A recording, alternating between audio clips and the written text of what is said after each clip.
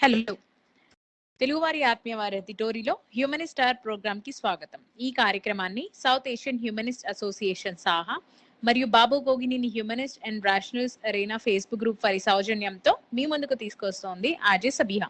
Audience, మీరు కూడా మాతో ఈ డిస్కషన్ లో పార్టిసిపేట్ చేయాలి అనుకుంటే Tori Skype ID TORI.LIVE live 1 కి కాల్ లేదా మెసేజ్ చేయగలరు. సో ఎప్పట్లాగే ఈ రోజు మనం ఒక వైరల్ టాపిక్ గురించి మాట్లాడబోతున్నామండి. అంటే మన ఇండియన్ పాలిటిక్స్ లో లాస్ట్ వీక్ వీర్ సావర్కర్ గారి మీద ఒక బుక్ లాంచ్ జరిగింది.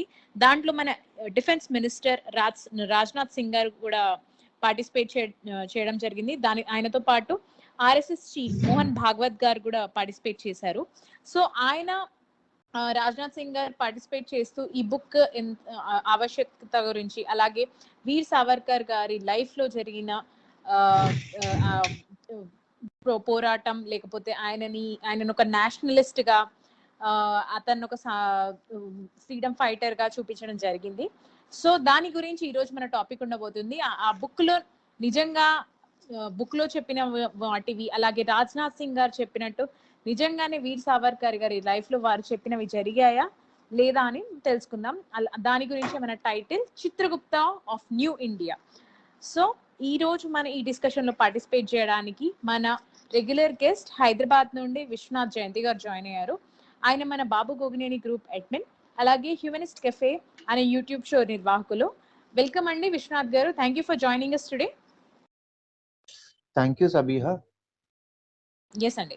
సో మనం లాస్ట్ వీక్ చూసాము, ట్విట్టర్ లో అండ్ ఎవ్రీ చోట బాగా ట్రెండ్ అయింది వీర్ సావర్కర్ గారి బుక్ గురించి. అంటే ఆయన లైఫ్ లో జరిగిన విషయాలన్నిటి గురించి ఉదయ్ మహుర్కర్ సింగ్ గారు ఒక బుక్ రాయడం జరిగింది. ఆ బుక్ పేరు Veer Savarkar the man who could have prevented partition. అంటే పార్టీషన్ ని కూడా ఆపగలిగే శక్తి ఉన్న మనిషి అన్నట్టు ఆ బుక్ టైటిల్ ఉంది. అలాగే రాజ్నాథ్ సింగ్ గారు ఈ బుక్ లాంచ్ ఈవెంట్ లో కూడా కొన్ని వ్యాఖ్యలు చేయడం చూసాము. అంటే వీర్ సావర్కర్ గారు స్వాతంత్ర ఉద్యమ యోధులు అని చెప్పి, ఆయనని బ్రిటిష్ వాళ్ళు, ఆయన ఎంత గొప్ప వాళ్ళు అంటే బ్రిటిష్ వారు ఆయనని 2 సార్లు లైఫ్ ఇంప్రిజన్మెంట్ ఇవ్వడం జరిగింది. అలాగే ఆయన చాలా మర్సీ పిటిషన్స్, అంటే ఆయనను ఎప్పుడైతే జైల్లో వేశారో అప్పుడు ఆయన మర్సీ పిటిషన్స్ రాశారు బ్రిటిష్ వారికి అన్నది చాలా తెలిసిన విషయం. అయితే ఆ మర్సీ పిటిషన్స్ కూడా గాంధీజీ చెప్పిన మేరకే రాశారని చెప్పి కూడా మన డిఫెన్స్ మినిస్టర్ గారు చెప్పడం జరిగింది. సో ఇలా అండ్ ఆయన కొంచెం ఆవేదనగా, చాలా మందికి సావర్కర్ గారి గురించి తెలియదు, ఆయన మీద చాలా చాలా డిఫరెన్స్ ఆఫ్ ఒపీనియన్స్ ఉన్నాయి, అది చాలా బాధాకరం, ఆయన గురించి తెలుసుకోవాలంటే ఈ బుక్ చదవండి, ఈ బుక్ కోసం చాలా కష్టపడి రీసెర్చ్ చేయడం జరిగింది అది అని చెప్పారు.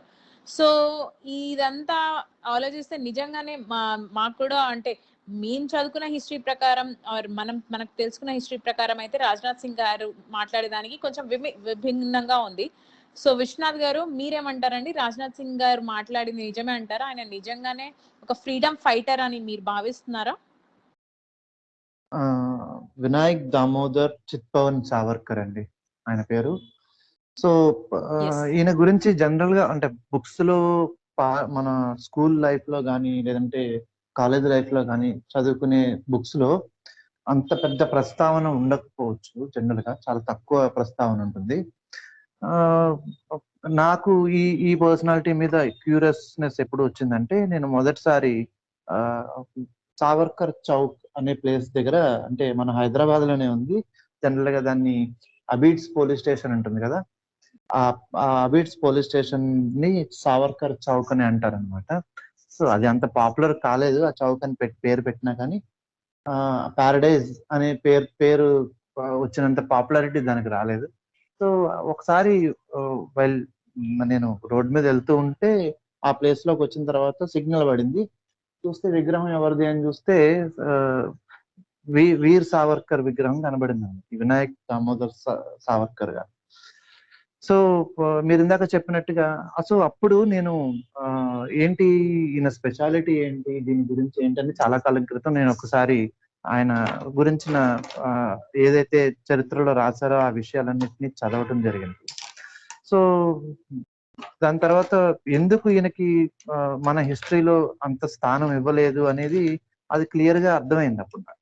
అంటే మన పాఠ్యాంశాల్లో ఎందుకు మనం ఎక్కువగా నేర్చుకోవట్లేదు అనే విషయం నాకు ఆ దాని గురించిన చరిత్ర తెలుసుకున్న తర్వాత అర్థమైంది. సో ఇప్పుడు మీరు అన్నట్టుగా ఈయన సావర్కర్ మీద వచ్చినటువంటి పుస్తకం ఏదైతే ఉందో, Sabiha, I hope I'm audible, right? Yes అండి, very clearly audible. Please continue.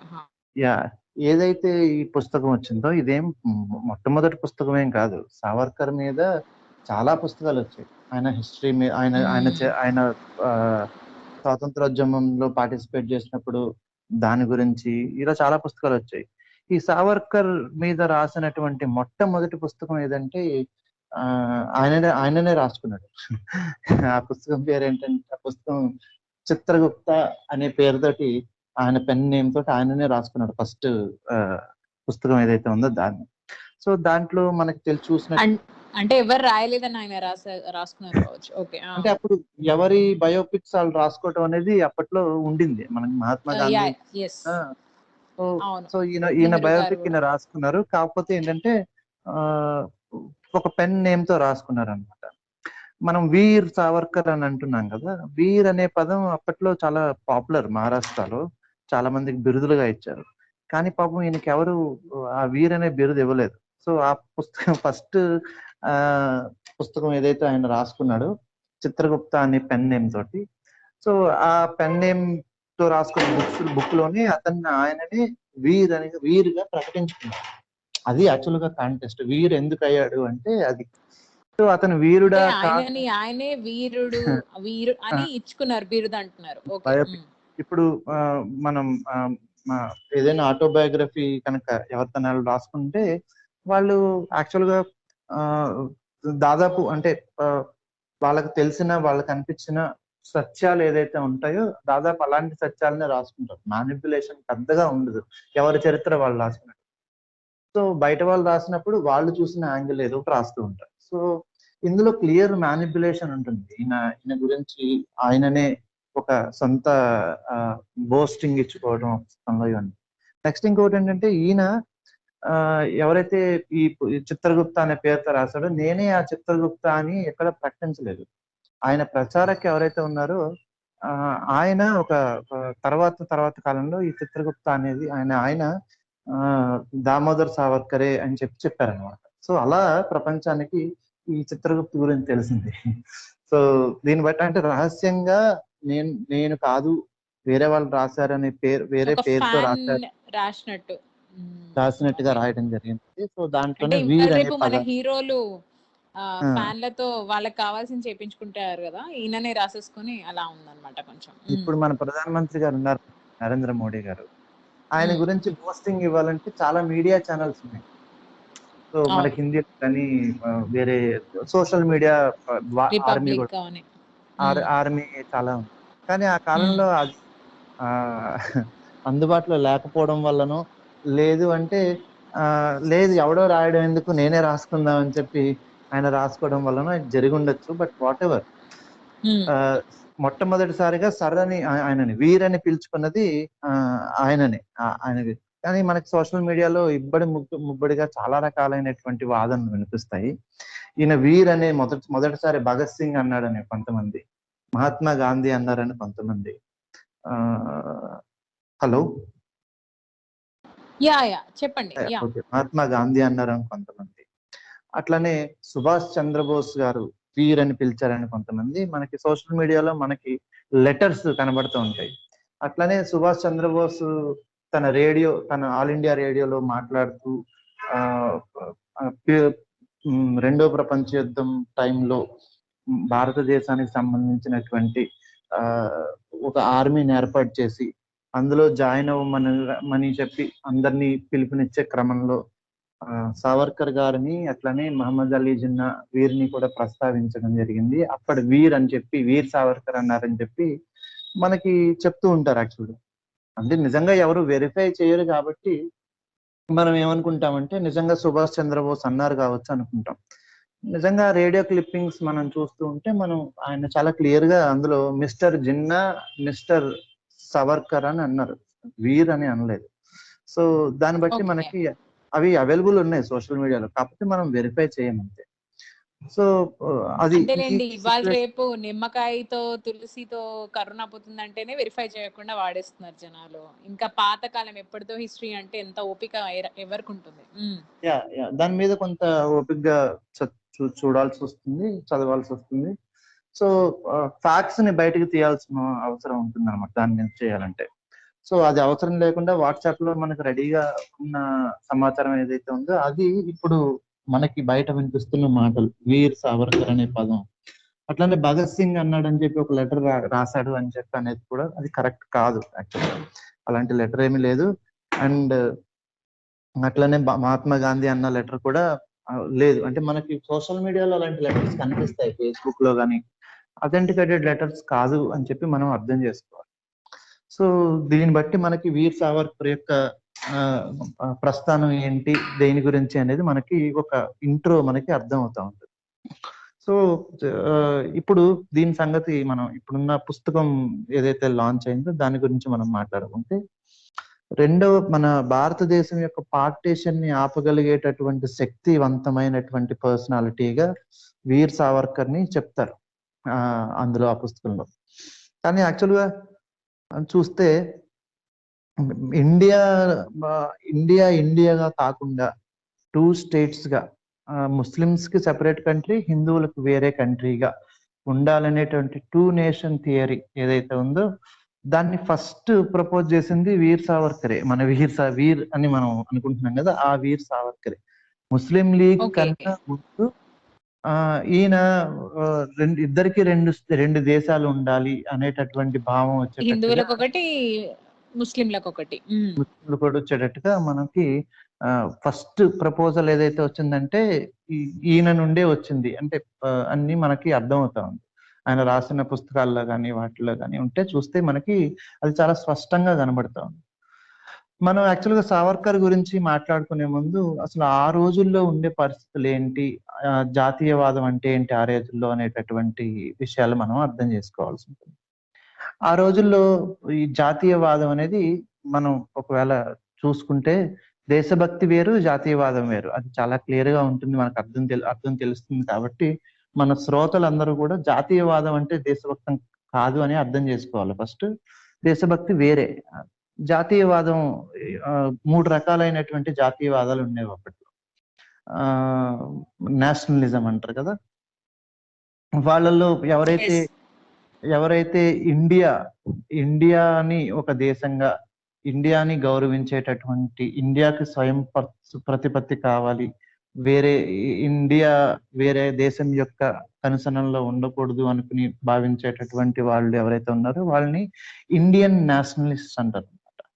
అట్లానే వీళ్ళకి ఉదాహరణ మనం చూసుకున్నట్లయితే బాల్ గంగాధర్ తిలక్ ని మనం చెప్పుకోవచ్చు. తర్వాత అట్లానే ఇండియన్ నేషనలిస్ట్ కి ఉదాహరణ కింద మనం భగత్ సింగ్ ని చెప్పుకోవచ్చు, జవహర్ లాల్ నెహ్రూ, గాంధీ, వీళ్ళని చెప్పుకోవచ్చు. సో అట్లనే ఇంకొక రకం అంటే రెండో రకం ఏంటంటే హిందూ నేషనలిస్ట్. అంటే వీళ్ళు హిందూ దేశం అంటే కావాలి, హిందూ దేశంగా ఉండాలి అనేటటువంటి, అంటే వాళ్ళు ఇండియాని హిందూ దేశంగా భావిస్తారు అంతే, భావిస్తారు. సో హిందువులు కావాలి అని చెప్పి కోరుకునే వాళ్ళు హిందూ నేషనలిస్ట్ గా భావిస్తారు. అంటే దేశం కన్నా మతం ముందు ఉంటుంది అనమాట హిందూ నేషనలిస్ట్ కి. అట్లనే వీళ్ళకి సావర్కర్ లాంటి వాళ్ళని, తర్వాత శ్యామ్ ప్రసాద్ ముఖర్జీ గారిని, ఇలాంటి వాళ్ళని మనం ఈ హిందూ నేషనలిస్ట్ గా మనం అభివర్ణించవచ్చు. అట్లానే ముస్లిం నేషనలిస్ట్ ఎవరైతే ముస్లిం దేశం మాకు సెపరేట్ గా కావాలి అనుకునే వాళ్ళు ఎవరైతే ఉన్నారో, ముస్లిమ్స్ ఎవరైతే ఉన్నారో వాళ్ళందరూ కలిసి ఒక దేశంగా ఉండాలని భావించి ముస్లిం మతాన్ని కాపాడుకోవాలి. వీరికి కూడా దేశం కన్నా ముందు మతం ఉంటుంది అనమాట. వీరిని ముస్లిం నేషనలిస్ట్ అంటారు. ఫర్ ఎగ్జాంపుల్ ఇందులో మనం తీసుకుంటే, అంటే మొదట్లో సెక్యులర్ గా కనిపించినా సరే చివరికి ముస్లిం నేషనలిస్ట్ గా ఉన్నటువంటి మహమ్మద్ అలీ జిన్నాని మనం అర్థం చేసుకోవాలి. సో ఈ రకంగా 3 రకాలైనటువంటి నేషనలిస్టులు అప్పట్లో ఉన్నారు. ఈ మొట్టమొదటి ఇండియన్ నేషనలిస్ట్ గా మనం చెప్పుకున్నామంటే వాళ్ళందరికీ దేశం అనేది ఫస్ట్ వస్తుంది, దాని తర్వాత మతం అనేది దాని తర్వాత వస్తుంది అనమాట. ఫర్ ఎగ్జాంపుల్ ఇప్పుడు బాల్ గంగాధర్ తిలక్ అని తీసుకోండి. బాల్ గంగాధర్ తిలక్ వీరందరికీ సీనియర్ యాక్చువల్గా. ఈ మనకి స్వదేశీ ఉద్యమాన్ని స్టార్ట్ చేసిన గాంధీ గారి కన్నా కూడా సీనియర్ అనమాట ఈ ఉద్యమంలో. సో ఈ బాల్ గంగాధర్ తిలక్ మనకు ప్యూర్ ఆయన హిందూ భావాలు ఖచ్చితంగా పాటించాడు. ఆయన ఆ ఏదైతే మహిళల హక్కులు, మహిళలు చదువుకునే వయసు, మహిళలు ఎలా చదువుకోవాలి, ఏ దాంట్లో ఉండాలి, వీటి విషయాల్లో కానీ, లేదంటే మహిళలకు ఉండే మ్యారేజ్ ఏజ్ లిమిట్, దీంట్లో కానీ ఒక రకమైనటువంటి హిందూ కన్జర్వేటివ్ మైండ్ సెట్, ఆ భావాలు ఆయనకు ఉండేవి. కానీ ఒక ఈ ఈ దేశం వరకు వచ్చేసరికి మాత్రం హిందూ ముస్లిం అనే భావనలు ఉండేవి కాదు. మతం అనేది కేవలం ఇంట్లో కస్టమ్స్, నీ పెళ్లి వరకు, లేదంటే మీ ఇంట్లో చేసుకునే పండుగల వరకు, లేదంటే నువ్వు చేసుకునే రిచువల్ వరకు వీటికి పరిమితం అవుతుంది. దేశం అనేది దీనికన్నా విశాలమైనది, విస్తృతమైనది అని చెప్పి భావించేటటువంటి ఐడియాలజీ. అట్లనే మనకి ఖాన్ అబ్దుల్ గఫార్ ఖాన్ కూడా మనకి ముస్లిమ్స్ లో మనకి కనిపిస్తారు ఇట్లాంటివి. అట్లానే మౌలానా అబుల్ కలాం, వీళ్ళు కూడా వీళ్ళకి ముస్లింగా ఒక గౌరవం కావాలి అనుకుంటారు. కాకపోతే దానికన్నా ముందు మనకి ఈ దేశం యొక్క విముక్తి ముందు అనేటటువంటి సిచ్యువేషన్ ఉంటుంది అనమాట. మహమ్మద్ అలీ జిన్నా గారు కానీ, లేదంటే ఈ వినాయక్ దామోదర్ విడి సావర్కర్ గారు కానీ, దీనికన్నా ముందు మతం ఉంటుందన్నమాట దేశం కన్నా. సో ఇలా 3 రకాలుగా మనం ఈ నేషనలిస్ట్ ని మనం భావించవచ్చు. ఇప్పుడు మనం ఏమనుకుంటున్నామంటే, ఈయనకి భారతరత్న ఇవ్వాలని కానీ, లేకపోతే సావర్కర్, బీజేపీ మహారాష్ట్ర మేనిఫెస్టోలో పెట్టింది ఈ సావర్కర్ గారికి భారతరత్న ఇవ్వాలి అని చెప్పి మహారాష్ట్ర ఎలక్షన్స్ లో పెట్టింది. సో దాంతో పాటు ఇంకా చాలా ఉన్నాయి మేనిఫెస్టోలో. 3 ట్రిలియన్ ఎకానమీ చేస్తాము ముంబై మహారాష్ట్రని అని, ఇంకా రకరకాలైన ఉన్నాయి. కానీ మేజర్లీ అధికారంలోకి వస్తే భారతరత్న ఇవ్వాలి అనేటటువంటి సిచ్యువేషన్ దానికి ఉంటుంది. దీనికి అర్హుడా కాదా అనే విషయం, అది చాలా డిబేట్ ఉన్న విషయం. కానీ బట్ విషయం ఏంటంటే, ఇక్కడ బీజేపీ వారు ఈ సావర్కర్ గారిని ఓన్ చేసుకున్నారు. నిజం చెప్పాలి అంటే ఏ రకంగానూ కూడా బీజేపీ వారు ఓన్ చేసుకోవడానికి సంబంధం లేని వ్యక్తి కింద మనం సావర్కర్ గారిని చూడండి. నిజమైన చరిత్ర గురించి మాట్లాడుకునే వాళ్ళు ఎవరైనా సరే ఈయన సావర్కర్ ని బీజేపీ వాళ్ళు ఓన్ చేసుకోవడానికి చూస్తే నవ్వుకుంటారు. ఎందుకు అంటే, మీరు ఒకసారి చూడండి, ఆర్ఎస్ఎస్ బ్యాక్గ్రౌండ్ లో ఉండేవాళ్ళు కానీ, లేదా సంఘ్ పరివార్ బ్యాక్గ్రౌండ్ లో ఉండేవాళ్ళు కానీ హిందూ మతం గురించినటువంటి విషయం గురించి బాగా మాట్లాడతారు. సో సావర్కర్ గారు హిందూ మతం గురించి మాట్లాడరు అనే దాన్ని పక్కన పెడితే, ఆయన సెల్ఫ్ డిక్లేర్డ్ ఏథిస్ట్. అంటే సావర్కర్ ఏథిస్ట్ అనే విషయం చాలా మందికి తెలియదు. నాస్తికుడు. దాన్ని బట్టి మనకి మనం అర్థం చేసుకోవాల్సింది ఏంటంటే, దీన్ని ఆర్ఎస్ఎస్ వాళ్ళు ఎలా క్లెయిమ్ చేసుకుంటారు, ఎలా వాళ్ళ పాకెట్ లో ఈయనను ఎలా పెట్టుకుంటారు అనే విషయం కూడా మనం అర్థం చేసుకోవాల్సి ఉంటుంది. అట్లానే ఇంకొక విషయం కూడా చెప్పాలి. మనకి గోవు విషయంలో బీజేపీ వారికి, తర్వాత ఆర్ఎస్ఎస్ వారికి, లేదంటే ఆవు విషయంలో, గోమాత విషయంలో చాలా రకాలైనటువంటి ఒక కన్జర్వేటివ్ మెంటాలిటీస్ ఉంటాయి మనకి. సంఘ్ పరివార్ వారికి ఒక పవిత్రమైన ఆవుగా, అది మాతగా దాన్ని పూజించడం అనేది జరుగుతూ ఉంటుంది. ఈయన యాక్చువల్గా అంటే గోమాంసం తినడం అనేది, బీఫ్ తినడం అనేది వాళ్ళకి యాక్చువల్గా కరెక్ట్ గా కుదరదు, వాళ్ళ తినడానికి నిషేధం.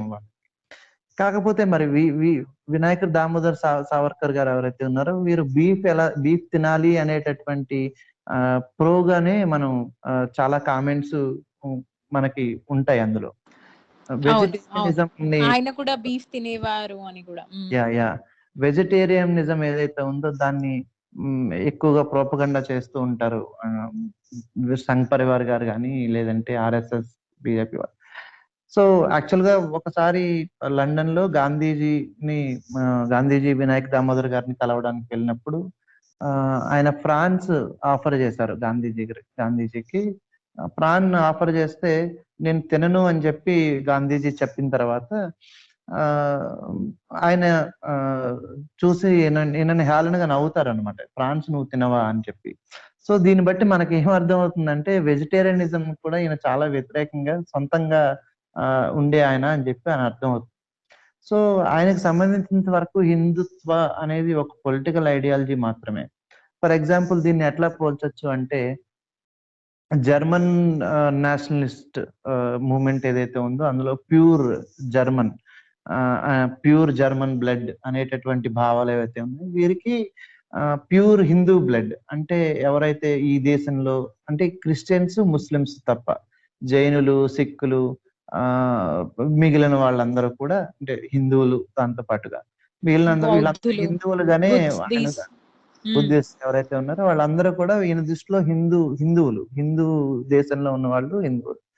ఎవరు పరాయి వాళ్ళు అవును. అంటే ముస్లిమ్స్ క్రిస్టియన్స్ అప్పుడున్న సిచ్యువేషన్స్ లో. మీరు ఇప్పుడు ఈ మధ్య కాలంలో వచ్చినటువంటి ఒక ఆ ఈ యాక్ట్ ఒకటి ఉంది, వేరే వేరే దేశం నుంచి ఇమైగ్రెంట్స్ ని మనం ఎలా ఎవరిని అనుమతించాలనే యాక్ట్ ఒకటి ఉంది, సిఏఏ అమెండ్మెంట్ యాక్ట్ కదా. సో ఈ సిటిజన్షిప్ అమెండ్మెంట్ యాక్ట్ యాక్ట్ ఉంది కదా, ఈ యాక్ట్ ని మనం కరెక్ట్ గా ఒక ఫ్రేమ్ వర్క్ లో వేస్తే వినాయక్ దామోదర్ గారు ఏదైతే ఉన్నారో ఆయన ఏదైతే ఆలోచన ధోరణి ఉందో అదే ఆలోచన ధోరణికి తగ్గట్టుగానే ఈ యాక్ట్ ఉంది అనేసి మనం అర్థం చేసుకోవాలి. సో ఈ ఈ ఈ రకమైనటువంటి భావజాలం అనేది ఆ ఒక దాన్ని ఏమంటారు, దీని బేసిస్ ఎక్కడైతే ఉందంటే ఈ వినాయక్ సావర్కర్ గారు ఏదైతే హిందుత్వ అనే పేరుతో ఒక పొలిటికల్ ఐడియాలజీ రాశారో దాని బ్యాక్గ్రౌండ్ నుంచే వచ్చిందని మనం అర్థం చేసుకోవాలి. సో ఈ రోజు ఎవరైతే వినాయక్ దామోదర్ గారిని ఓన్ చేసుకుంటున్నారో వారికి చాలా ఆ రోజుల్లో వీరు ఏదైతే భావాలు చెప్పారో చాలా వరకు లైఫ్ స్టైల్ భావాలు ఏవైతే ఉన్నాయో వాటిలన్నిటికీ ఆయన వ్యతిరేకంగా ఉన్నారు. ఏదైతే ఆయన చెప్పిన హిందుత్వ మోడల్ ఏదైతే ఉందో దాన్ని వీళ్ళు అడాప్ట్ చేసుకున్నారు. చాలా సింపుల్ గా మనం అర్థం చేసుకోవాలి అంటే ఇప్పుడు ఫర్ ఎగ్జాంపుల్ మీకు గాంధీ ఉన్నారు, ఆయన హిందూ, హేరామ్ అనేటటువంటి మాట మనకు తెలుసు. సో గాంధీ గారు కూడా మనకి ఇండియన్ దేశం వరకు వచ్చేసరికి దేశం ముందు తర్వాత మతం అనుకున్నారు.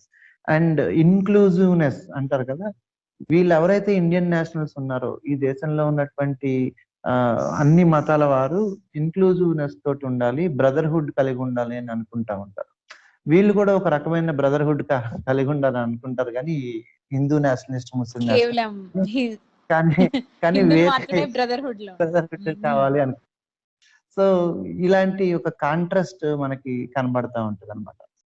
సో నెక్స్ట్ దీని నుండి అసలు స్వాతంత్ర ఉద్యమంలో మీరు ఇందాక ఇంట్రడక్షన్ లో అడిగిన ప్రశ్నల్లో ఇంకొకటి, ఈయన పాత్ర స్వాతంత్ర ఉద్యమంలో ఉందా లేదా అంటే నిజంగా మనం ఎవరు చేసినటువంటి స్వాతంత్ర పోరాటాన్నైనా వారు ఎలాంటి ఉద్దేశాలతో చేసినా సరే బ్రిటిష్ వారికి ఆపోజిట్ గా చేస్తుంది ఏదైనా సరే దాన్ని స్వాతంత్ర పోరాటం కిందనే మనం పరిగణిస్తూ ఉంటాం. కొన్ని సినిమాల్లో చూడండి, వేరే దగ్గర ఎక్కడో ఉంటే ఆ రోజుల్లో ఆట వేరే వారితో కలిపి తీసుకుపోయి జైల్లో పాడేస్తారు అనేటటువంటి దాంట్లో వాళ్ళు స్వాతంత్రోద్యమంలో పాల్గొన్నట్టుగా కనిపించింది అని చెప్పి చాలా సినిమాల్లో మనకు ఉంటుంది అనమాట. ఒక సటైరికల్ గా ఒక పర్సనాలిటీని స్వాతంత్రోద్యమం కాకపోయినా ఓన్ చేసుకుంటున్నాడు అని అంటారు కదా, ఆ రకంగా మనం సినిమాలో చూసినట్టుగా ఉంటుంది కదా. ఆ రకంగా మనం ఒకసారి చూస్తున్నట్లయితే ఈయన కూడా స్వాతంత్రోద్యమంలో ఉన్నారు, లేరు అనడానికి మనకేమి లేదు. నాసిక్ కలెక్టర్ ఎవరైతే ఉన్నారో వారిని అసాసినేట్ చేయడానికి చేసినటువంటి కుట్ర ఏదైతే ఉందో అందులో ఈయన పాత్రదారుడు అనేటటువంటి నిరూపణ జరిగి జడ్జిమెంట్ వచ్చి వీరిని లండన్ కోర్టుకు తీసుకుపోతా ఉంటే అక్కడ సముద్రంలో దూకేసి పారిపోదామని తప్పించుకోవడానికి ట్రై చేస్తే మళ్ళీ దొరికిపోయాడు. ఇలా తప్పించుకుంటున్నాడు కాబట్టి ఈయనను తీసుకెళ్లి ఈ కాలాపాని ఏదైతే ఉందో అండమాన్ నికోబార్ అందులో వేయడం జరిగింది అనమాట. సో ఈయన వీర్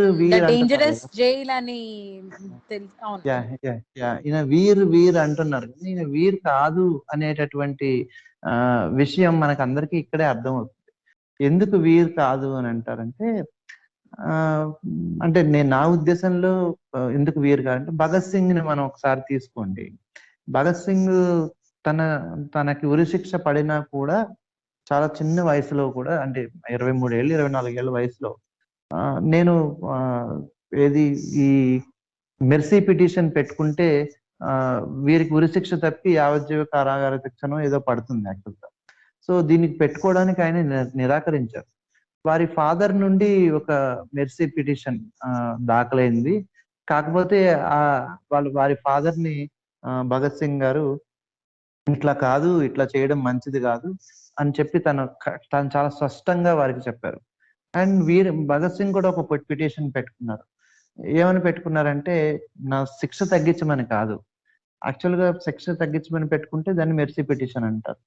నన్ను ఖైదీగా అంటే యుద్ధ ఖైదీగా గుర్తించి నన్ను ఉరిశిక్ష కాకుండా గన్ ద్వారా చంపండి అని చెప్పి పిటిషన్ పెట్టుకున్నారు. సో అది మనం వీరత్వం అంటే దాన్ని మనం ఏదన్నా అంటే విజయమో వీర స్వర్గము అనే సామెత ఉంది కదా, ఆ రకంగా వీరత్వానికి మనం భగత్ సింగ్ ని మనం ఒక ఎగ్జాంపుల్ గా చెప్తాం. కానీ ఈయన జైలుకి వెళ్ళిన తర్వాత 10 సంవత్సరాల్లో దాదాపు 6 సార్లు బ్రిటిష్ ప్రభుత్వానికి నేను ఇక్కడ ఉండలేకపోతున్నాను ఇంత దారుణమైన పొజిషన్ లో, కాబట్టి నన్ను నా తమ్ముణ్ణి క్షమించి వదిలిపెట్టండి, మా శిక్షను తగ్గించండి అనేటటువంటి విషయం. వీరికి ఇంతకీ ఉరిశిక్ష పడలేదు, కాలాపానీలో వేశారు కానీ ఉరిశిక్ష పడలేదు. సో చేయండి అని చెప్పి మమ్మల్ని విడిపించండి అని చెప్పి యాక్చువల్గా ఇంగ్లీష్ క్రౌన్ కి 6 సార్లు వారి మెర్సీ పిటిషన్ పెట్టుకోవడం జరిగింది. సో ఇందులో ఈ మెర్సీ పిటిషన్స్ లో 2 మెర్సీ పిటిషన్స్ వాళ్ళ ఫ్యామిలీ మెంబర్స్ ద్వారా వచ్చినాయి, మిగిలినవి ఈయన సొంతంగా రాసిన లెటర్స్. సో ఈ విషయాలను మనం పరిగణలోకి తీసుకుంటే మనం వీర్ అనడానికి, ఒక వీరుడు అనడానికి ఎట్లాంటి అర్హత ఉందా లేదా అనేది మన శ్రోతలు ఆలోచించుకోవాల్సిన అవసరం ఉంటుంది. ఎందుకంటే చరిత్ర మీద మనం కామెంట్ చేసేటప్పుడు వారి ఆ రోజున్న పరిస్థితులను కూడా దృష్టిలో పెట్టుకోవాలి కాబట్టి సో అందుకని నేను ప్రేక్షకుల అదే ఎవరైతే శ్రోతలు ఉన్నారో వారి విజ్ఞతకే నేను వదిలేస్తున్నా. ఎవరు వీరుని ఎవరు అంటారు అంటే భగత్ సింగ్ ని ఒకవేళ వీర్ అంటే వీరిని వీర్ అనొచ్చా లేదా అనేది 6 సార్లు మెర్సీ పిటిషన్ రాసుకున్న 10 సంవత్సరాలు వీరిని అనొచ్చా లేదా అనేది శ్రోతలు నిర్ణయించుకోవాల్సిన అవసరం ఉంది. సో అవును, కానీ ఇక్కడ కూడా మీరు మెర్సీ పిటిషన్ గురించి తీసుకొచ్చారు కాబట్టి రాజ్నాథ్ సింగ్ గారు చెప్పిన విషయం నేను మళ్ళీ చెప్పబోతాను.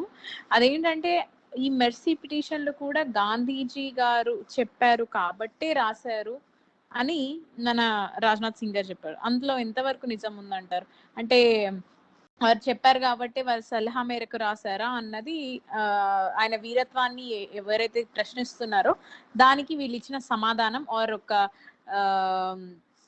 అది. సో మీరు దానికి ఏమంటారు విశ్వనాథ్ గారు? అది అందులో నిజం ఉందా? నేను అంటే గాంధీ గారు చెప్పారా లేదా అనేది ఎవరికి తెలియదు ఫస్ట్ థింగ్. కాకపోతే కొన్ని ఫ్యాక్ట్స్ మనం ఒకసారి కనుక అనలైజ్ చేసుకుంటే అది కరెక్టా కాదా అనేది మనకు అర్థం. గాంధీజీ ఈ స్వాతంత్రోద్యమంలోకి మొట్టమొదటిసారిగా వచ్చేసరికి ఈయన జైల్లో ఉన్నాడు, ఈ కాలపని జైల్లోనే. వారు మొదటిసారి స్వాతంత్రోద్యమం లాగా అంటే అంత పెద్ద లీడర్ కాడు. గాంధీజీ వచ్చిన వెంటనే మొత్తం దేశం అంతా గాంధీజీని లీడర్ కింద యాక్సెప్ట్ చేసిందా అంటే కాదు కదా. సో ఆ టైంలో ఈయన అప్పటికే ఈ ఏదైతే స్వాతంత్రోద్యమం ఉందో ఆ స్వాతంత్రోద్యమం లాంటి వాటిల్లో చాలా చురుగ్గా పాల్గొన్నారు కాబట్టి నిజంగా అప్పటికి గాంధీజీ గారి కన్నా వీరికే ఎక్కువ పాపులారిటీ ఉంది. సో గాంధీజీ మాట వీరు విన్నారు అని అంటే యాక్చువల్గా నేను అది కరెక్ట్ కాదు అని అనుకుంటాను. అలాగే వీరు మొట్టమొదటి మెర్సీ పిటిషన్ ఎప్పుడైతే రాశారో ఆ డేట్ ని మనం చూసినట్లయితే అది ఆ డేట్ మనం చూస్తే అప్పటికి వీరు గాంధీజీ సౌత్ ఆఫ్రికాలో ఉన్నారు. సో భారత స్వాతంత్రోద్యమంలోకి ఇంకా చురుగ్గా పాల్గొనేటటువంటి సిచ్యువేషన్ లో మహాత్మా గాంధీ లేరు.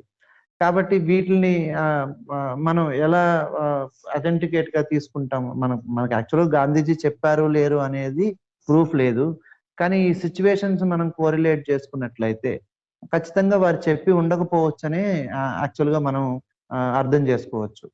ఇంకొక విషయం ఏంటంటే చాలా మంది ఈ మెర్సీ పిటిషన్స్ మీద ఇంకొక కామెంట్స్ చెప్తూ ఉంటారు. అదేంటి అంటే ఇప్పుడు జైల్లోకెళ్ళి ఎక్కడో అక్కడే చచ్చిపోయే కన్నా ఏదో రకంగా బయటకొచ్చి మళ్ళీ ఈ దేశం యొక్క స్వాతంత్రోద్యమంలో తమ విలువైనటువంటి కాలాన్ని స్పెండ్ చేసి దేశం కోసం పనిచేయడం కోసం ఒక ట్రిక్ ప్లే చేయడంలో తప్పేముంది అన్నట్టుగా చాలా మంది చెప్తూ ఉంటారు. వారు రాసిన పిటిషన్ చూసినట్లయితే నేను ఈ ఈ దేశం అంటే ఈ బ్రిటిష్ ఇప్పటి వరకు చేసిన పనులు ఏవైతే ఉన్నాయో వాటిని వదిలేసి బ్రిటిష్ ప్రభుత్వం యొక్క ఆ ఏదైతే రూల్స్ అండ్ రెగ్యులేషన్స్ ఉన్నాయో వాటికి అనుగుణంగా నడుచుకుంటాను. అదే విధంగా బ్రిటిష్ క్రౌన్ చిరస్థాయిగా భారతదేశం పరిపాలించడానికి సంబంధించినటువంటి అంటే ఆయన ఓన్ మాటల్లోనే చెప్తున్నాను నేను. చిరస్థాయిగా ఉండేటట్టుగా చేయవలసిన పనులు ఏవైతే ఉన్నాయో అలాంటి పనులు ఇకపై నేను చేస్తాను తప్ప ఎట్టి పరిస్థితుల్లోనూ ఇంతకు ముందు చేసినట్టుగా స్వాతంత్రోద్యమం లాంటి పనులు నేను చెయ్యను అనేటటువంటి సిచ్యువేషన్ ఆయన రాసినటువంటి లెటర్ లోనే ఉంది. సో పోన్లే ఆ కాంప్రమైజ్ ఆల్మోస్ట్ మెర్సీ పిటిషన్ లో అలా రాయకపోతే ఇవ్వరు కదా అని ఆలోచన కూడా చాలా మందికి వస్తా ఉంటుంది. సరే అలా రాశారు, మెర్సీ పిటిషన్ వచ్చింది. దాని తర్వాత మెర్సీ పిటిషన్ వచ్చిన తర్వాత రత్నగిరి జైలుకి మార్చడం జరిగింది.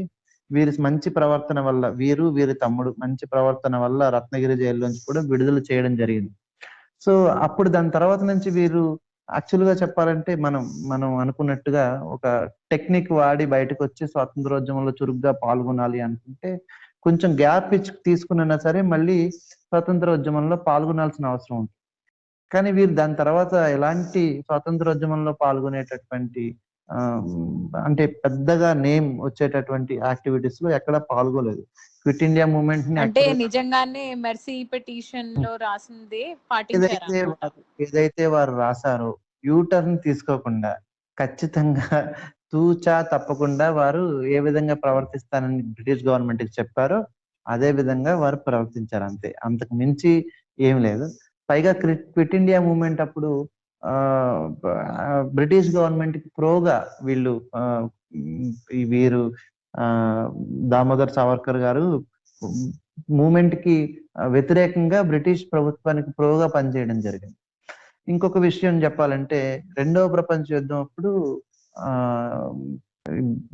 సుభాష్ చంద్రబోస్ గారు ఒక భారతదేశానికి సంబంధించినటువంటి సొంతదైన ఆర్మీ ఏదైతే ఉందో జర్మన్, జపాన్ వీరితో కలిసి పనిచేయడానికి ఒక రకమైనటువంటి ఇండియన్ నేషనల్ ఆర్మీ ఏదైతే ఉందో దాన్ని స్థాపించడం జరిగింది. వెస్ట్ బెంగాల్ యొక్క ఒక కేంద్రంగా ఇది జరగడం జరిగింది.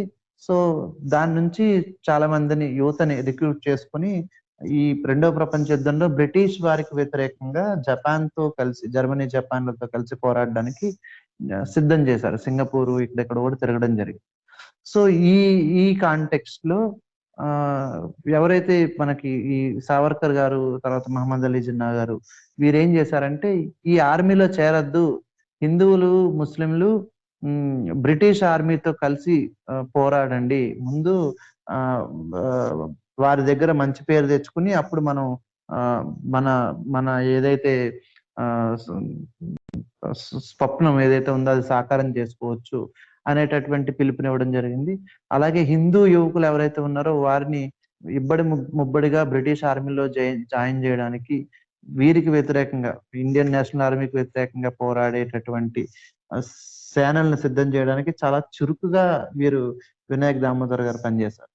సో దీన్ని చూసుకున్నా సరే మనకి ఈ వీర్ అనే పదం కన్నా ఈ రోజుల్లో కోవట్ అని అంటారు కదా, ఆ రకమైనటువంటి పదాలు పనిపిస్తాయేమో అనిపిస్తా ఉంది.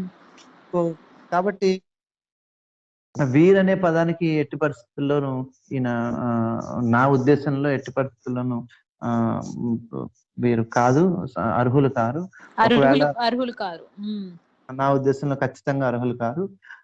వీర్ అనే పదం ఉంటే అర్హత సాధిస్తే అది భగత్ సింగ్ లాంటి వారికి అలాగే సుభాష్ చంద్రబోస్ లాంటి వారికి వస్తుంది తప్ప ఇలాంటి వారికి కాదు అని నాకు ఖచ్చితంగా నేను నమ్ముతున్నాను.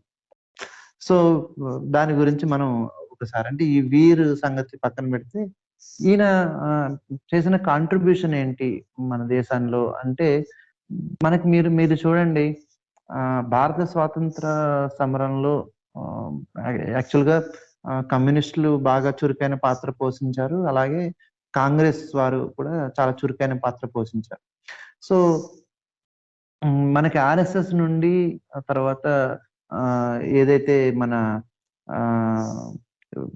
సంఘ్ పరివార్ వారి నుండి అంత చురుకైన పాత్ర ఉన్నట్టుగా మనకు కనిపించదు. కాకపోతే దాన్ని మనం మన మన మన మెదళ్లలోంచి బయటకు తీసుకురావడానికి మేము కూడా స్వతంత్రోద్యమంలో పాల్గొన్నాము అని తెలుసుకోవడానికి ఒక పారాడాక్సియల్ ఒక బేస్ ని వీరు క్రియేట్ చేయడానికి యాక్చువల్ గా వీరు ప్రయత్నించారు. ఎలా అంటే మొదటి స్వాతంత్ర సమరయోధుడు అనేటటువంటి కాంటెక్స్ట్ అంటే ఫస్ట్ 1857లో జరిగినటువంటి ఫస్ట్ యుద్ధం ఏదైతే ఉందో బ్రిటిష్ ప్రభుత్వానికి తర్వాత ఈ తాంతియా తోపే తర్వాత ఎవరైతే ఝాన్సీ లక్ష్మీబాయి ఇలాంటి వారు ఎవరైతే ఉన్నారో వీరందరికీ ఒక రకమైనటువంటి యుద్ధం జరిగింది. వారిని మనం పుస్తకాల్లో కూడా చదువుకున్నాం. మొదటి స్వాతంత్ర సమరం అలాగే సిపాయి తిరుగుబాటు అని చెప్పి వీళ్ళు బ్రిటిష్ వారు దీన్ని అభివర్ణించారని చెప్పి మనం చదువుకుంటూ ఉంటాం యాక్చువల్గా. సో యాక్చువల్గా దీన్ని గ్లోరిఫై చేసి ఒక స్వాతంత్ర ఉద్యమంగా అంటే ఒక రకం పేర్కొనేటట్టుగా మనకి చూపించేటట్టుగా మనకి వీరు పుస్తకాలు రాశారు యాక్చువల్గా ఈ వినాయక్ దామోదర్ సావర్కర్ గారు. మనకి ఈ మధ్యనే మనకి తెలుగులో కూడా ఒక సినిమా వచ్చింది చిరంజీవి గారి హీరోగా, సైరా నరసింహారెడ్డి అనే సినిమా వచ్చింది. సో వీరందరూ కూడా ఏదో రకంగా బ్రిటిష్ వారితో కలిసి పనిచేస్తున్న వాళ్ళే. ఫర్ ఎగ్జాంపుల్ అంతకుముందు అంటే వారి భారతదేశం యొక్క గొప్ప చరిత్రలో వారి పాత్ర ఏదైతే ఉందో వాటిని కించపరిచే ఉద్దేశం నాది కాదు. అప్పటి పరిస్థితులను కనుక మనం నిజంగా అనలైజ్ చేసినట్లయితే అప్పుడు చేసినటువంటి సైన్య సహకార పద్ధతి అనేటటువంటి విషయం కానీ తర్వాత రాజ్య సంక్రమణ సిద్ధాంతం అనే కానీ ఇటువంటి లాస్ ఏవైతే ఉన్నాయో వీటికి వ్యతిరేకంగా చేసిన పోరాటాలు వీళ్ళు చేశారు. అది కూడా వారి ప్రజల యొక్క స్వాతంత్రం కోసం కాదు, వారి యొక్క అధికారం ఎవరైతే రాజులుగా వాళ్ళు అనుభవిస్తున్నారో వారి అధికారం మళ్ళీ బ్రిటిష్ వారి చేతిలోకి వెళ్ళిపోతుందని ఒకటే ఒక ఉద్దేశంతో చేశారు యాక్చువల్గా. దీంట్లో మనకి సినిమాల్లో చాలా రకాలుగా మనకి గొప్పగా చూపించవచ్చు కానీ ఝాన్సీ లక్ష్మీబాయి అని చెప్పి తర్వాత మంగల్ పాండే అని చెప్పి వీటిలో ఇప్పుడు మనకి హిస్టరీలో ఉన్నటువంటి గ్యాప్స్ ఏవైతే ఉన్నాయో వాటిని అన్నిటిని తీసుకుని ఆ గ్యాప్స్ ని పెద్ద పెద్ద మెటాఫర్స్ తోటి లిటరరీ సినిమాటిక్ మెటాఫర్స్ ఏవైతే ఉన్నాయో వాటిని అన్నిటిని వాడి ఒక గొప్ప యోధులుగా మనకి ఎవరైతే చిత్రీకరిస్తారో ఇది యాక్చువల్గా కరెక్ట్ కాదు. నిజమైన చరిత్రలో అయితే లక్ష్మీబాయి ఏమో మగ వారసులు లేని కారణం చేత సైన్య సహకార పద్ధతి ఇచ్చినటువంటి అంటే అప్పటికే బ్రిటిష్ సైన్యంతో వారు ఉన్నారు అప్పటికే. సో వాళ్ళు ఎవరు లేరు కాబట్టి ఈ బ్రిటిష్ సామ్రాజ్యానికి ఈ నెక్స్ట్ వారసులు లేకపోవడం వల్ల ఇది చేరుతుంది అనేటటువంటి విషయం చూస్తే దానికి వ్యతిరేకంగా చేసింది. అట్లనే ఈ సైరా నరసింహారెడ్డి సినిమా మనం చూసాం. ఆయన కూడా పన్ను కట్టే ఉద్దేశంతో వాళ్ళకి ఇచ్చేటటువంటి పన్నులో ఇచ్చేటటువంటి భరణం తక్కువగా వస్తుందన్న ఉద్దేశంతో చేసిన. సో దాన్ని కించపరిచే ఉద్దేశం నాకైతే లేదు కానీ అప్పటికున్న కాంటెక్స్ట్ లో ప్రజల యొక్క స్వాతంత్రం కోసం కాకుండా వారి అధికారం బ్రిటిష్ వారి చేతిలోకి వెళ్ళిపోతుంది అనేటటువంటి దాన్ని వ్యతిరేకంగా వారు చేసిన యుద్ధాన్ని మనం చెప్పుకోవచ్చు. సో నిజంగా స్వాతంత్ర సమరయోధం అంటే ప్రజల కోసం చేసినటువంటి స్వాతంత్ర సమర యుద్ధం ఏదైతే ఉందో ప్రజలందరినీ కూడా ఇన్వాల్వ్ చేసినటువంటి యుద్ధం ఏదైతే ఉందో నిజంగా గాంధీ గారు దానికన్నా ముందు చేసినటువంటి దానికి పునాదులు వేసినటువంటి ఈ ఏదైతే ఈ బాలగంగాధర తిలక్ గారు కానీ, లేదంటే మన రవీంద్రనాథ్ ఠాగూర్ గారు కానీ, వీళ్ళందరూ కలలు కన్నటువంటి స్వరాజ్యం ఏదైతే ఉందో అది అప్పటికి కూడా వాళ్ళు స్వపరిపాలన మీదనే తప్ప సొంతంగా స్వాతంత్రం కావాలనుకుని క్విట్ ఇండియా మూవ్మెంట్ వచ్చేదాకా కూడా మనకి లేదు. కాకపోతే స్వపరిపాలన, ప్రజలకు భాగస్వామ్యం అనేటటువంటి ఇష్యూస్ లోనే యాక్చువల్ గా వీళ్ళు పనిచేయడం జరిగింది. కాబట్టి దాన్ని స్వతంత్ర సమరం స్వతంత్ర సమరం అని మనం అనొచ్చు. కానీ వారి మన వారి వారి అధికారాలు నిలుపుకోవడానికి అప్పటిదాకా వచ్చేటటువంటి భరణం ఏదైతే ఉందో దాన్ని సరిగ్గా రాకపోవడం వల్ల, కట్టాల్సిన పన్నులు ఎక్కువగా ఉండడం వల్ల చేసే యుద్ధాన్ని ప్రజల స్వతంత్ర సమర పోరాటంగా మనం చెప్పడానికి అయితే ఖచ్చితంగా లేదు. ఇది నా ఉద్దేశం ప్యూర్ గా. యాక్చువల్ గా వేరే వారికి వేరే రకాలైనటువంటి ఉద్దేశాలు ఉండొచ్చు. కానీ బట్ నా ఉద్దేశంలో ఇది ప్రజల భాగస్వామ్యం లేనటువంటి ఉద్యమం అయితే ఖచ్చితంగా అది స్వాతంత్ర పోరాటం కింద నేనైతే అనుకోను.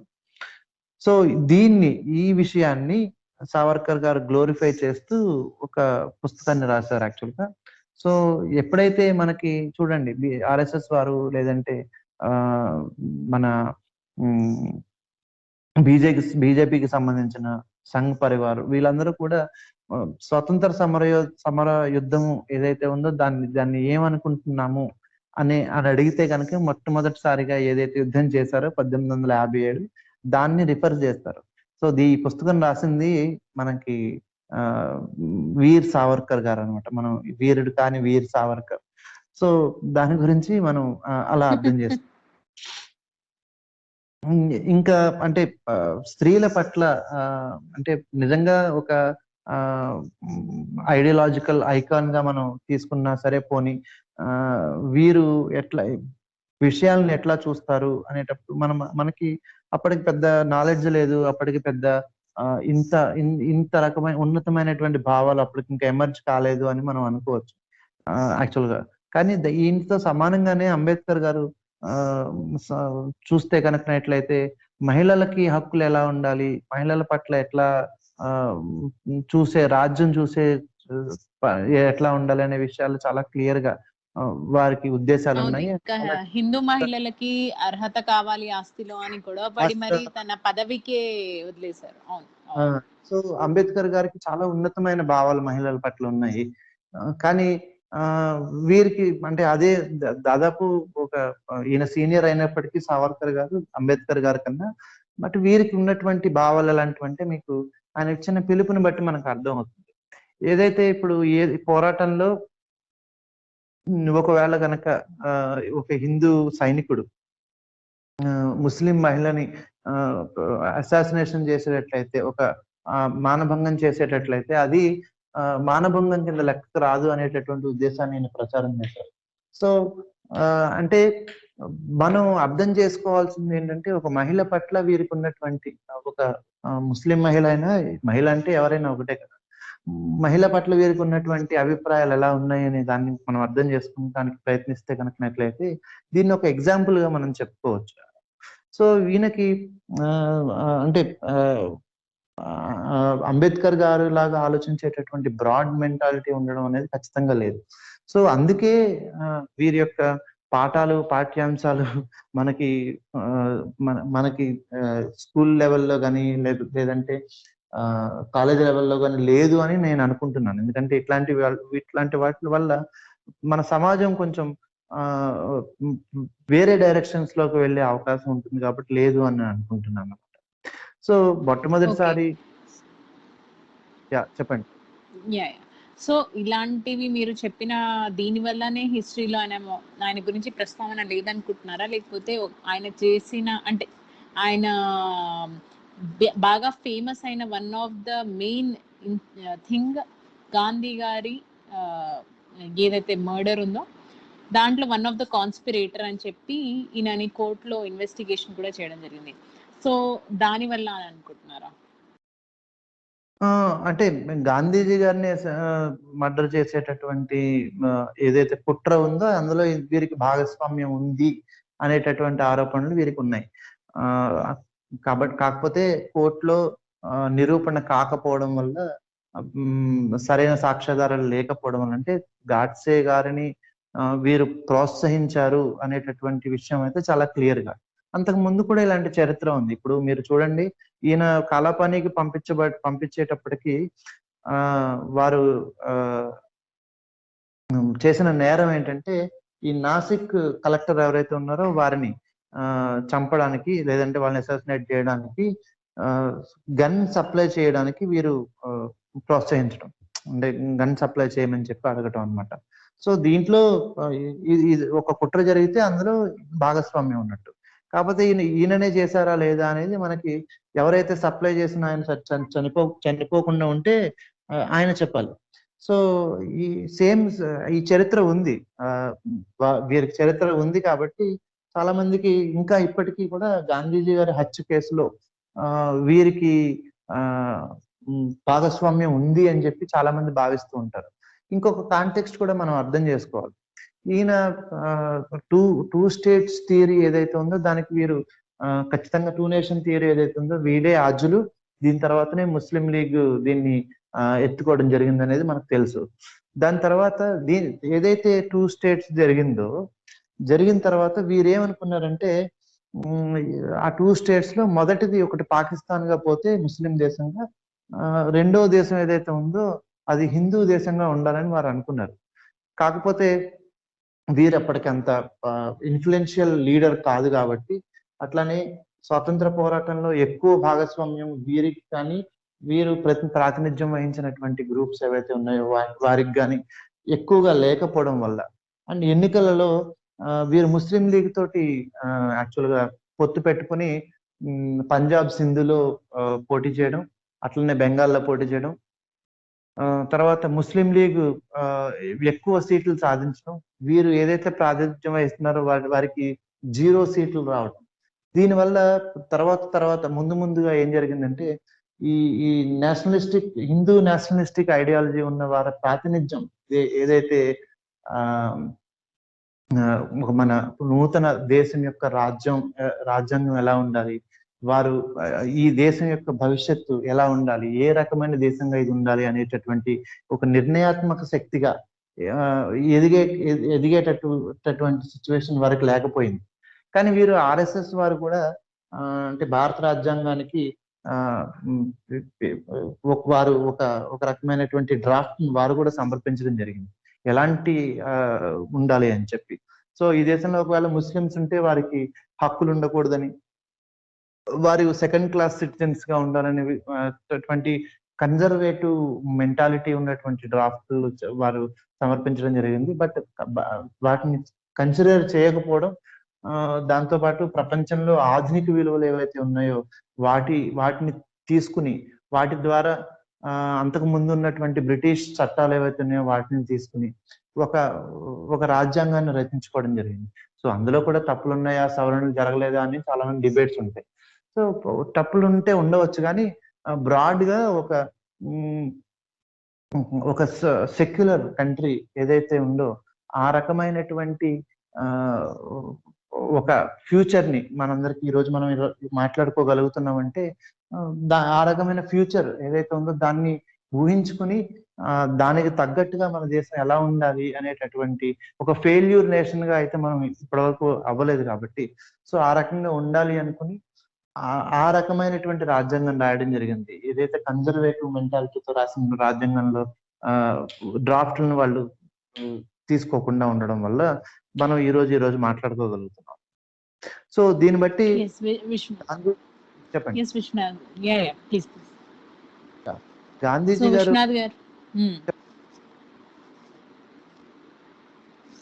విశ్వనాథ్ గారు, మీరు ఇందాక గాంధీజీ గారి అసాసినేషన్ లో ఆయన పాత్రలో కోర్ట్ లో నిరూపణ కాలేదన్నారు కదా. సో అది ఇన్వెస్టిగేషన్ జరిగినప్పుడు దిగంబర్ బాడ్జే అనే ఒక అతను అప్రూవర్ గా మారాడు. అంటే ఇందులో అరెస్ట్ చేసిన వాళ్ళలో గాడ్సే కాకుండా నారాయణ ఆప్టే ప్లస్ దిగంబర్ బాడ్జే ఉండడం జరిగింది. సో దిగంబర్ బాడ్జే ప్రకారం జనవరి 14th రోజు, అంటే జనవరి 30th రోజు గాంధీ గారిని అసాసినేషన్ చేశారు అనుకోండి. అంటే దానికన్నా 15 రోజుల ముందు నారాయణ ఆప్తే, నథురామ్ గాడ్సే అండ్ ఈయన దిగంబర్, ఈయన ముగ్గురు కలిసి సావర్కర్ వాళ్ళ ఇంటికి వెళ్ళి ఆయనని కలవడం జరిగింది. ఈయన బయటనే నించున్నారు. నారాయణ ఆప్టే అండ్ గాడ్సే ఇద్దరు లోపలికి వెళ్ళారు. బయటికి వచ్చిన తర్వాత సావర్కర్ గారు వాళ్ళకన్న మాట యశస్వి హో, అంటే యూ సక్సీడ్ అని అనడం జరిగింది. దాని తర్వాత సావర్కర్ గారు వెళ్ళిపోయాక నారాయణ ఆప్తే ఈయనతో చెప్పిన విషయం ఏంటంటే, సావర్కర్ గారు అన్నారు, గాంధీ గారి 100 ఏళ్ళు పూర్తయ్యాయి అని చెప్పి అన్నారు అని చెప్పి ఈ మాటని దిగంబర్ బాడ్జే చెప్పడం జరిగింది. కానీ దీన్ని కోర్టు ఒక కన్స్ట్రక్టివ్ ఎవిడెన్స్ గా తీసుకోకపోవడం వల్ల సావర్కర్ గారి పాత్ర సావర్కర్ గారు కరెక్టే. మీరు ఏం చెప్పాలనుకుంటున్నారు కరెక్ట్. నేను అది చదివాను. సో దీన్ని బట్టి మనం అర్థం చేసుకోవాలంటే కోర్టుకి చట్టం కావచ్చు, చట్టం దానికి ఎవిడెన్స్ కావాల్సి ఉంటుంది. నువ్వు వెళ్ళి గాంధీ చంపేయి అని ఎవరైనా చెప్పారనుకోండి, సో దానికి సంబంధించినటువంటి తుపాకులు అవి సప్లై చేయటం ఇట్లాంటివి కాంక్రీట్ గా చెప్పారు అనే అక్కడ లేదు. యాక్చువల్ గా అక్కడ మీకు విజయం కలుగుగాక అని కనుక ఎవరైనా అంటే, ఒకవేళ దాని తర్వాత వాళ్ళు నేరం చేస్తే వీటికి నేరస్తులుగా కుట్రలో వీరికి భాగంగా ఉంది అని మన కోర్టులు ఒప్పుకోడు. అలా కుదరదు. అట్లనే గాంధీజీ గారికి 100 ఏళ్ళు పూర్తి అవబోతున్నాయి అంటే కూడా actual that is not a context for, దాన్ని ఏమంటారంటే ఒక శిక్ష వేయడానికి అర్హతమైనటువంటి కాంటెక్స్ట్ కాదు అని అప్పుడు కోర్టు భావించింది. యాక్చువల్గా అదే న్యాయం కూడా. అంటే ఇప్పుడు వారు ఇలా ఏం చేశారనేది పక్కన పెడితే, ఆ రకంగా ఒక ఇన్నోసెంట్ కూడా ఇరికించే అవకాశం ఉంది కాబట్టి, సో దీన్ని మనం యాక్చువల్గా నిరూపణ కాలేదని మనం అర్థం చేసుకోవాలి. అవును. సో ఈ మహాత్మా గాంధీ గారి కాంటెక్స్ట్ కాకుండానే యాక్చువల్గా వాళ్ళకి భాగస్వామ్యం లేకపోవడం వల్ల ఒక హిందూ వారు కలగన్నటువంటి హిందుత్వ పొలిటికల్ ఐడియాలజీ ఉన్నటువంటి దేశంగా ఈ దేశం రూపొందాలనుకున్నారు కాబట్టి వారు అది కారణం కావచ్చు, కానీ గాంధీజీ వల్ల కారణం కాదు. అంటే మన దేశం యొక్క స్వభావం ఏదైతే ఉందో, ఇంక్లూజివ్నెస్ ఏదైతే ఉందో, డెమోక్రటిక్ ఏదైతే ఉందో, అట్లనే సెక్యులర్ నేషన్ గా ఎలా ఉండాలనుకుంటున్నామో ఆ రకంగా ఉండేటప్పుడు ఈ రకమైనటువంటి కన్జర్వేటివ్ భావజాలం కనుక పిల్లల్లో లోపలికి వెళ్తే దాని యొక్క ఫ్యూచర్ లో దాని యొక్క వాటిని అంటే రీసెర్చ్ స్కాలర్ లెవెల్లో అయితే ఒక విద్యార్థి అర్థం చేసుకోగలుగుతాడు, కానీ చిన్నపిల్లల్లో ఈ విధమైనటువంటి నాటకం మంచిది కాదు అని భావించారు కాబట్టి ఇట్లాంటివి మన సిలబస్ లో లేదు అని నేను ఉద్దేశం.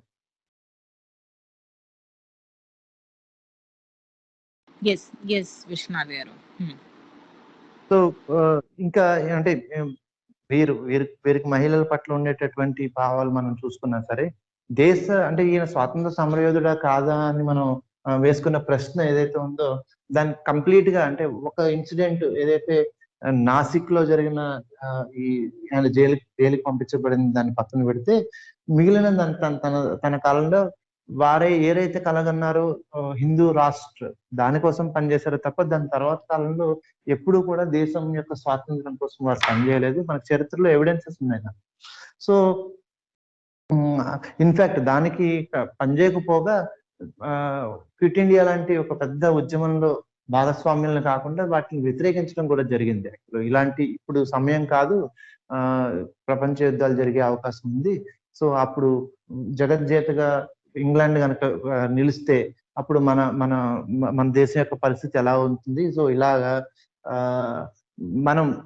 మనం పోరాటాలు ఏవి చేస్తే మనం చాలా దెబ్బతినిపోతా ఉన్న ఉద్దేశం వారికి ఉంది. అండ్ విన్స్టన్ చర్చిల్ మనకు తెలుసు కదా, మన భారతదేశంలో ఉన్నటువంటి హిందూ వాదులు ఎవరైతే ఉన్నారో వారికి చాలా క్లోజ్ గా వీరు సావర్కర్ గారు కానీ లేదంటే మహమ్మద్ అలీ జిన్నా గారు కానీ చాలా క్లోజ్ గా లెటర్స్ రాయడం, వారితో పాటు ఉండడం, ఈ దేశాన్ని ఎలా ఫ్యూచర్ ఉండాలో వారితో డిస్కస్ చేయడం జరిగింది. దాని తర్వాత లేబర్ పార్టీ అధికారంలోకి వచ్చిన తర్వాత ఈ దేశం రెండు ముక్కలు కాకుండా ఉండాలనే ఉద్దేశంతో సో వారు పనిచేయడం జరిగింది. దాని తర్వాత అప్పటి వరకు ఉన్నటువంటి విన్స్టన్ చర్చిల్ వీరితో చాలా క్లోజ్ గా పనిచేయడం వల్ల ఈ దేశం భారతీయుల్ని ఎంత దారుణంగా ద్వేషించేవాడు చర్చిల్ అనే ఆయన మనకు తెలుసు యాక్చువల్ గా. సో అలాంటి వారితో వీరికి సత్సంబంధాలు కొనసాగించడం, ఈ pure blood, Hindu pure blood అనేటటువంటి కాంటెక్స్ట్ మనకి హిట్లర్ ఏదైతే జర్మన్ ప్యూర్ బ్లడ్ అని ఏదైతే మాట్లాడతాడో దాన్ని అదే రకమైనటువంటి ఆలోచన ధోరణి భావజాలం వీరు కలిగి ఉండడం ఒకటి మనకు అర్థమవుతుంది. సో ఇది యాక్చువల్గా వీరు వీరా కాదా, స్వాతంత్రోద్యమంలో పాల్గొన్నారా లేదా అని చెప్పడానికి వీరి పాత్ర ఎంతవరకు ఉందని కనుక్కోవడానికి వీరి గురించి మన వినాయక్ దామోదర్ సావర్కర్ గురించి మనం చెప్పుకోవాలనుకుంటే ఇది కాంటెక్స్ట్ అండి. ఎస్ అండి, thank you so much Viswanath garu. ఈరోజు మన మన ప్రామినెంట్ ఫిగర్ ఏదైతే ఇండియన్ పాలిటిక్స్ లో అంటే చాలా కాలంగా ఈయన ప్రామినెంట్ ఫిగర్ అయినా 2014 నుండి ఈయన గురించి వార్తలు లేకపోతే ఈయన గొప్పతనం గురించి చాలా ఎక్కువగా తెలుస్తుంది. సో దాంట్లో వచ్చి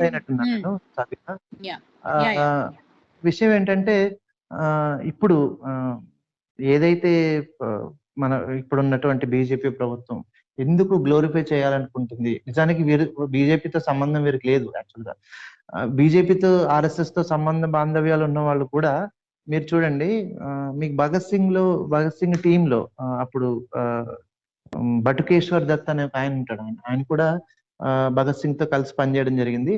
వారిది బ్యాక్గ్రౌండ్ ఆర్ఎస్ఎస్ బ్యాక్గ్రౌండ్. వారు కూడా 13 సంవత్సరాలు చాలా పని జైల్లో ఉన్నారు. కానీ వారు ఒక్కసారి కూడా మెర్సీ పిటిషన్ రాసుకోలేదు బ్రిటిష్ గవర్నమెంట్ కి. దాని తర్వాత విడుదలయ్యారు. విడుదలైన తర్వాత వారు కాంగ్రెస్ తో పనిచేశారు. మీరు చూడండి, అంటే ఈ దేశం యొక్క ఆ రోజుల్లో కూడా ఈ దేశం మంచి కోరుకునే వాళ్ళు ఎవరైతే ఉన్నారో వాళ్ళందరూ కూడా కాంగ్రెస్ తో పనిచేశారు. గాంధీ గారి ఏదైతే ఉందో దాంతో పనిచేశారు. ఈ దేశం మంచి కోరుకోలేదు అనే వాళ్ళు యాక్చువల్గా వేరే వేరే ఉద్దేశాలు కలిగి ఉన్న వాళ్ళు మాత్రం ఈ స్వాతంత్రోద్యమంలో పెద్దగా పాత్ర వహించలేదు. నెక్స్ట్ వీరికి స్వాతంత్రోద్యమంలో పాత్ర లేదు అనేటటువంటి అపవాదు ఉంటుంది కదా. కాబట్టి ఇప్పుడు ఉన్నటువంటి పాలిటీషియన్స్ ఏవైతే ఉన్నారో పైన ఉండేటటువంటి మన గవర్నమెంట్ లో ప్రభుత్వంలో ఉన్నవారు ఈ అపవాదు నుంచి తప్పించుకోవడానికి శివాజీని ముందుకు తీసుకురావడం కానీ, వీర్ శివాజీ, తర్వాత మన మొట్టమొదటి స్వాతంత్ర ఉద్యమం అని చెప్పి ఒక రకమైనటువంటి షుగర్ కోటెడ్ గ్లోరిఫైడ్ చరిత్రని కొత్తగా క్రియేట్ చేయడం కానీ, అంటే స్వాతంత్ర ఉద్యమాన్ని తక్కువ చేసి దాన్ని 2 భాగాలు చేసి మొదటి భాగంలో మేము ఉన్నాము అని చెప్పుకోవడానికి అనమాట. అలాగే వీర్ సావర్కర్ లాంటి వీర్ లాంటి పర్సనాలిటీస్ ని ముందుకు తీసుకురావడం కానీ, లేదా కాంగ్రెస్ లో పనిచేసి కాంగ్రెస్ తో కొంత విభేదాలు ఉన్నటువంటి సర్దార్ వల్లభాయ్ పటేల్ లాంటి వారి ఐకాన్ గా తీసుకురావడం కానీ, సో ఇలా చాలా రకాలైనటువంటి అంటే చరిత్రలో మేము అప్పుడు పార్టిసిపేట్ చేయకుండా తప్పు చేస్తాము. సో ఆ తప్పు చేసినటువంటి తప్పును ఇప్పుడు సరిదిద్దుకోలేం కాబట్టి అక్కడ ఉన్నటువంటి ఉన్న చరిత్ర ఏదైతే ఉందో ఆ చరిత్రని ఫేక్ నెరేటివ్స్ తోటి దాన్ని మోడిఫై చేసి, లేదంటే లేని దానికి ఒక గ్లోరిఫికేషన్ ఇచ్చి నాకు కూడా ఇందులో పాత్ర ఉంది అని చెప్పుకోవడానికి తప్ప దీంట్లో ఈయనని గ్లోరిఫై చేయడం యొక్క ఉద్దేశమే అది. ఈయన నిజంగా అంత గొప్ప జాతీయవాది కాదు, అట్లానే అంత గొప్ప దేశభక్తుడు కూడా కాదు. ఎస్, థ్యాంక్ యూ విశ్వనాథ్ గారు. మనం ఒక 360 డిగ్రీస్ అనాలిసిస్ చేయడం జరిగిందండి ఈరోజు. అంటే కేవలం ఆయన నిజంగానే ఒక భారతదేశ ఫ్రీడమ్ ఫైటర్ అంటే ఫ్రీడమ్ ఫైటర్ యాంగిల్లో మాట్లాడడం జరిగింది. ఆయన వ్యూస్ ఏంటి, మహిళల పట్ల ఆయన వ్యూస్ గురించి మాట్లాడడం జరిగింది. ఆయన ఎర్లీ లైఫ్, ఆయన ఏం చేశారు అని దాని గురించి మాట్లాడడం జరిగింది. ఆయనకి వీర్ అన్న బిరుదు ఎవరిచ్చారు అంటే మహాత్మా గాంధీ గారికి అయితే రవీంద్రనాథ్ ఠాగూర్ గారు ఇచ్చారు. అంటే ఈయనకి ఎవరిచ్చారు, ఈయననే ఇచ్చుకున్నారు, అది చెప్పడం జరిగింది. అలాగే ఆయన బ్రిటిష్ వారితో ఆయనకి మర్సీ పిటిషన్స్ రాసినప్పుడు ఆయనకి అందులో గాంధీ గారి పాత్ర ఎంత అన్న దాని గురించి మాట్లాడాము. అలాగే గాంధీ గారి అసాసినేషన్ లో ఈయన పాత్ర ఎంత అన్న దాని గురించి కూడా మాట్లాడామండి. ఇంకా ఇంత డీటెయిల్ అనాలిసిస్ నాకు తెలిసి ఇవాళ రేపు మన మెయిన్ స్ట్రీమ్ మీడియాలో ఎక్కడా జరగట్లేదు. ఎంతసేపటికి మేము గాంధీ ఫాలోవర్స్ అంటే మేము సావర్కర్ ఫాలోవర్స్ అని చెప్పి కొట్టుకుంటున్నారు. And media is also not interested to show all this. And I request my viewers or audience, ఈరోజు మా అనాలిసిస్ చదివి మీరు కూడా వెళ్ళి హిస్టరీని ఒకసారి మేము చెప్పిన విషయాలని నిజమా కాదా అని ఒకసారి రీసెర్చ్ చేసి ఆ తర్వాత నమ్మొచ్చు. ఏది వాట్సాప్లో రాగానే నమ్మకండి. because that is what is deciding the future of our country. And thank you so much Vishwanath గారు ఈ రోజు లాంటి టాపిక్ ని తీసుకొని ఇంత కాంట్రవర్షియల్ టాపిక్ ని చాలా ప్లెజెంటబుల్ గా అండ్ అందరికీ అర్థమయ్యేలాగా చెప్పినందుకు థ్యాంక్స్ అలాట్ అండి. అండ్ నెక్స్ట్ వీక్ ఇంకొక టాపిక్ తో మళ్ళీ కలుసుకుందాం అండి. Thank you so much. Thank you, Sabiha, for this opportunity. And it's my pleasure to participate in Tori programs. Yes.